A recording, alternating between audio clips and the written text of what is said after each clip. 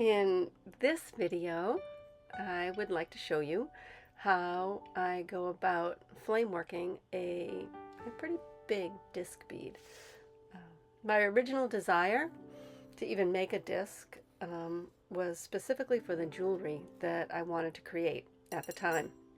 I made little discs for earrings and for bracelets, and then slowly over time, when I gained more skills, I could make the disc bigger and bigger and even decorate them in all sorts of ways. But here I really want to show you how I simply build up that structure. My first step I like to do is to prepare the glass rods in the colors that I want to use. I find it really helpful to have some of the glass doubled over like this in order to make larger gathers of glass when that bead gets really big. I put them right into the kiln as soon as they're made, right up to the joint, so that the heat of the kiln can keep them warm and keep them from cracking when I use them later in the bead making process.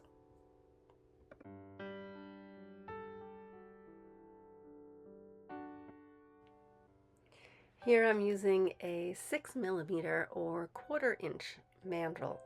A thicker mandrel like this one is much easier, or I find it much easier to work with when I'm planning on making a much larger bead. It kind of gives you a good foundation to build from.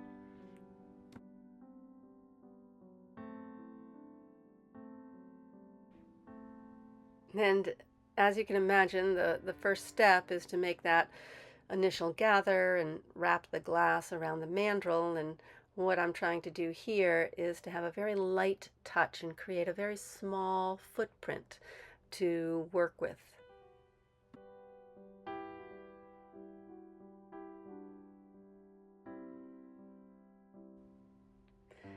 This bead that I'm showing you has concentric rings of alternating transparent and opaque glass. I find that it's really a great assignment, and it's really helped me understand how to build up a disc and how to differentiate between all the different layers of glass, paying attention to each layer before I build up the next layer.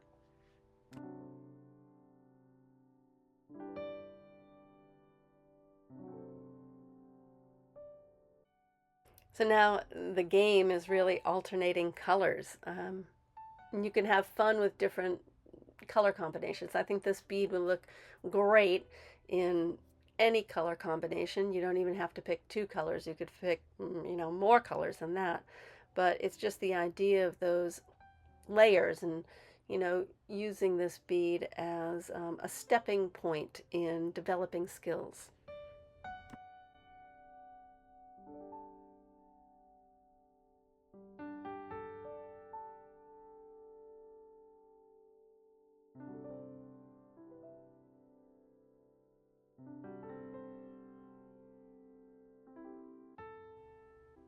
So as the bead gets larger, each gather of glass that I put over the bead gets larger as well.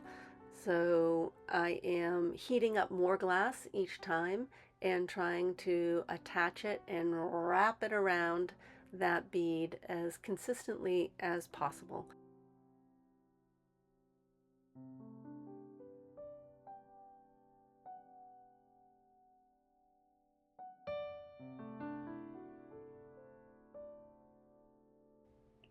So life at the torch is not always perfect, and though I'd love all these wraps to be completely gorgeous and perfect and I wouldn't have to ever touch them, there are always little places where maybe the glass came on too thick or too thin, and then I will work a little bit with the graphite paddle. And I do this as lightly as possible. Hopefully the wraps are beautiful so I don't have to do it that much. So I kind of go about it with a very light touch and try to coax the bead into shape. I find it easier to fix each layer as I go, um, instead of waiting until the end of the bead and trying to make all of it come together. I find that way more difficult. So put on a layer, and then I try to fix that layer and make it really nice before going to the next layer.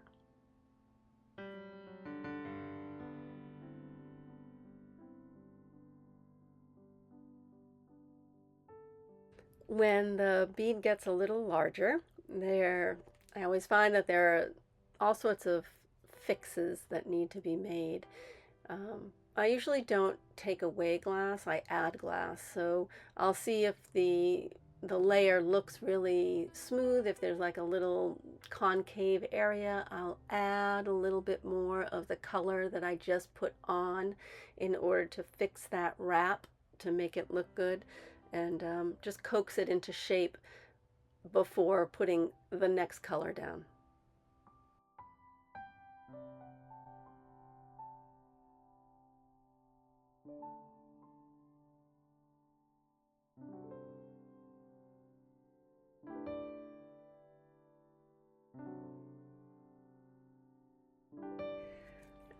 So as I'm building this up, my goal in the kind of shaped disc I really like to make has these very smooth forms on the right and the left, and they just kind of come up. Like if you were to hold the bead in your hand afterwards, it feels like a beach stone. I'm not striving to have really straight sides, so I'm never tempted to, take a tool or to take tweezers and pinch it, because I don't really want the sides of my beads to be straight. I'd rather have them with an undulating form.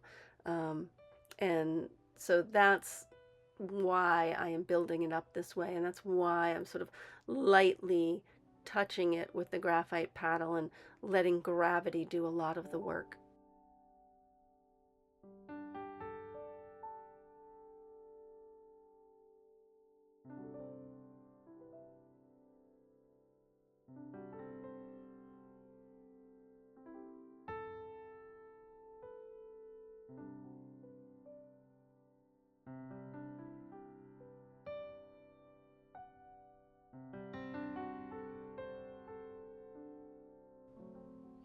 Now when the bead is much bigger, I like to use the glass that is doubled over that I prepared ahead of time, that I have in the kiln. Um, there's no set rule to when to use the double over glass in order to make a gather. You can, if you never doubled over your glass and you just had the small glass rods, you can make this bead, start to finish. You could use that double over glass from the very beginning and use it all the way through the bead. Um, I just like to use the smaller glass at the beginning for a smaller bead, and then when the gathers get larger, I like to use, those two rods together.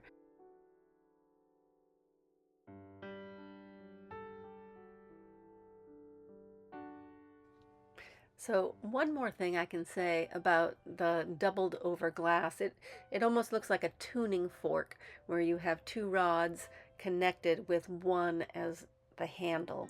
I really like having it that way because I like the feeling of that thinner single rod that's 5 to 6 millimeters in diameter in my case, my right hand. I like the way that it rolls. Like the way that it feels, and for me, it's just really easy to manipulate that way.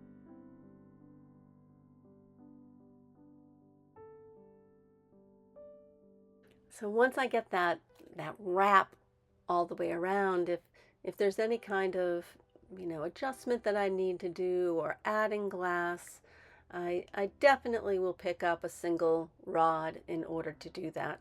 So if I need to add just a little bit of glass to the bead, then I like to use a small rod because it's more delicate and I can just get the amount of glass that I need put on there. I've tucked away the doubled over glass back into the kiln, and now I can kind of finesse it with a single rod again.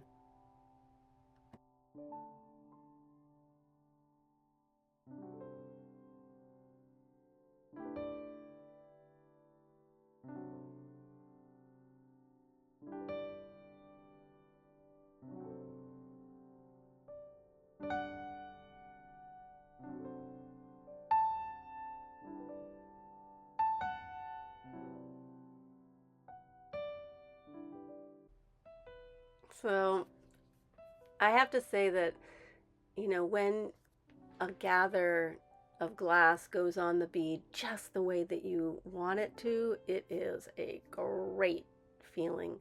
Um, I love the process of melting glass and having it move, hopefully in the ways that I want it to move.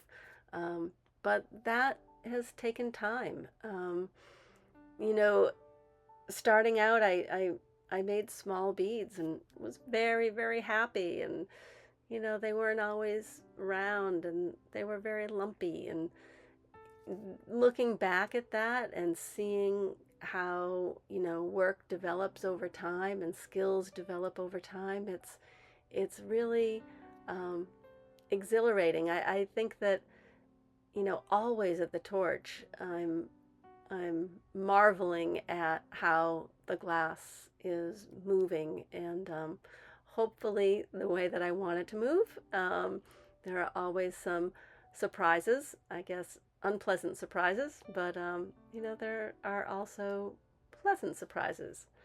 But time and patience, I think, are part of the game.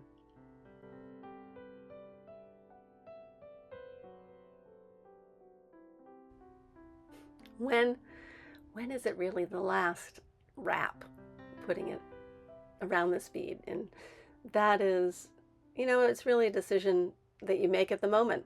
Um, Here, I like to sort of challenge myself to go um, kind of as large as I can comfortably to keep everything in control, um, depending on, you know, how I want this to look in the end, or depending, you know, making decisions at the spur of the moment. Sometimes it's very planned and I know exactly the size I want to achieve, and sometimes it's just like, oh, I'm feeling confident today. I can put another wrap on there.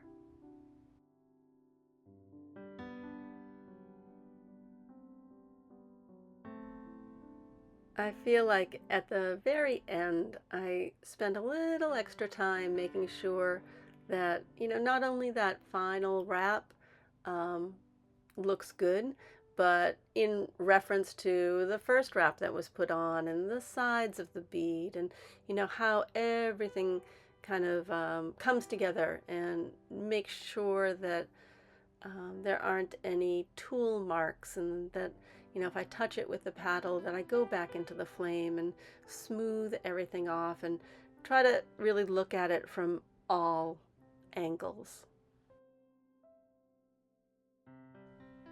And then finally, in the end, I tend to measure the bead before it goes in the kiln. And sometimes there's a real need for this. Like perhaps I'm making a piece of jewelry and I want it to be a certain size.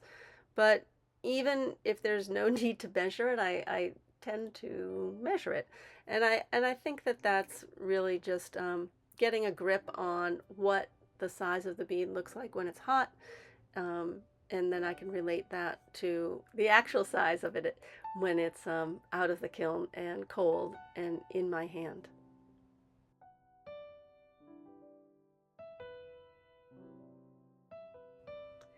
And there it is, an exercise in building a disc bead. Um, Hope you had fun watching, and maybe you'll be inspired to do a little experimenting on your own.